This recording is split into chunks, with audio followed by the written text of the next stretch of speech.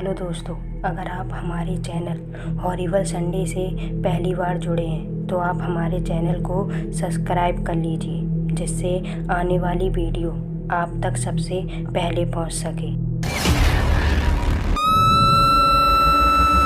ये कहानी है गांव में रहने वाले नरेश नाम के एक आदमी की। नरेश एक खाने का ठेला लगाता था। एक दिन नरेश का खाना देर रात तक बिकता है। नरेश करीब रात के 11 बजे बाजार से निकल जाता है। उस सुनसान सड़क पर नरेश अपने ठेले के साथ जल्दी जल्दी घर की तरफ जा रहा था।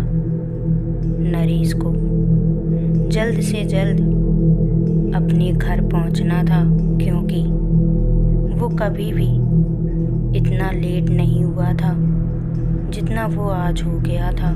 सुनसान रास्ता, आसपास घना अंधेरा नरेश को और डरा रहा था। नरेश पूरी हिम्मत के साथ उस रास्ते को पार करना चाहता था, लेकिन ऐसा लग रहा था जैसे वो सुनसान सड़क अपने आप लंबी होती जा रही है। वक्त मानो ठहर सा गया था। नरेश बिना डरे जल्दी जल्दी आगे बढ़ रहा था कि तभी सड़क के किनारे उसे एक औरत खड़ी दिखाई दी। नरेश को अजीब लगा, लेकिन वो चुपचाप उस औरत को पार करके जाने लगा। तभी उस औरत ने नरेश को रुकने के लिए कहा और नरेश से खाना मांगने लगी। तब नरेश ने कहा कि खाना तो खत्म हो गया है। नरेश के मुंह से ये शब्द सुनते ही वो औरत नरेश की तरफ बड़ी अजीब निगाहों से देखती है। नरेश आगे की ओर चल देता है। जब खाना नहीं होता तो ना जाने कहां से ग्राहक आ जाते हैं। नरेश मन ही मन कहते हुए आगे बढ़ा जा रहा था। तभी कुछ दूर चला ही था कि उसे एक छोटी सी लड़की दिखाई दी।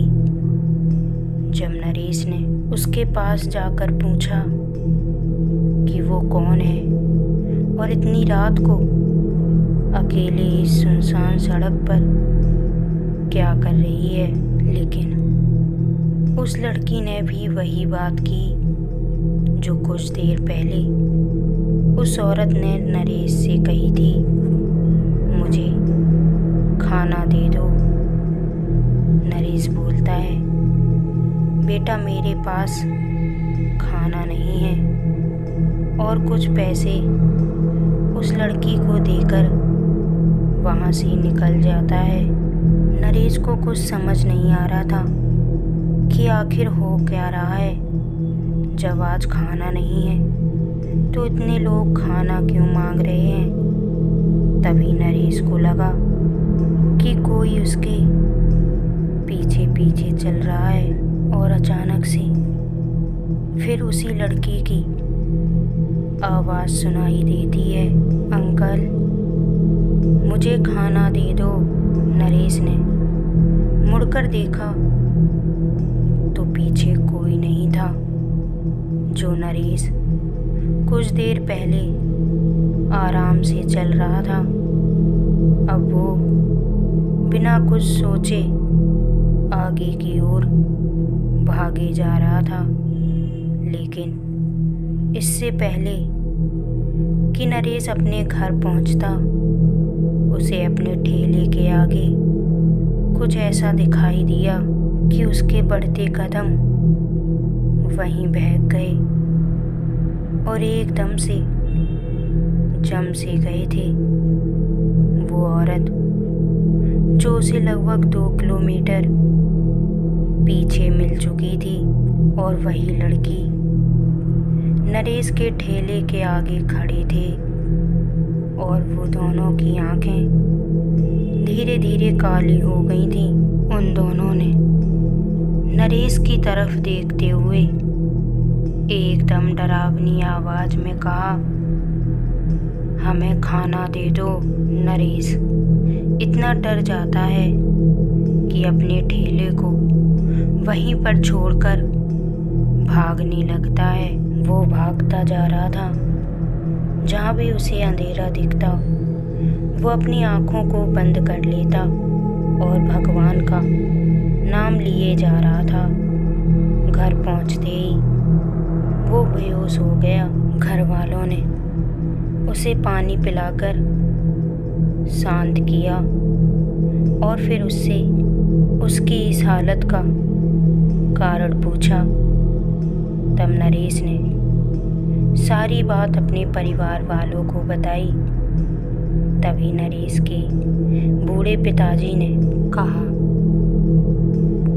उस सड़क पर रात को एक औरत और उसकी लड़की की भूखी आत्मा लोगों को दिखाई देती है, जो लोगों से खाना मांगती है और ना देने पर उन्हें मार देती है। कहा जाता है कि ये माँ बेटी बहुत गरीब थी और उस सड़क पर भीख मांगती थी। एक दिन जब इनकी स्थिति काफ़ी खराब हो गई तो इन दोनों ने सड़क पर आकर अपनी जान दे दी थी। तब से इनकी आत्मा इसी सड़क पर भटकती है और लोगों से खाना मांगती है। सुबह होते ही नरेश जब अपने ठेले को लेने जाता है तो वो जब देखता है तो दंग रह जाता है। ठेले पर रखे बर्तन पूरी सड़क पर टूटे पड़े थे, मानो किसी ने उन पर हथौड़े चलाए हों।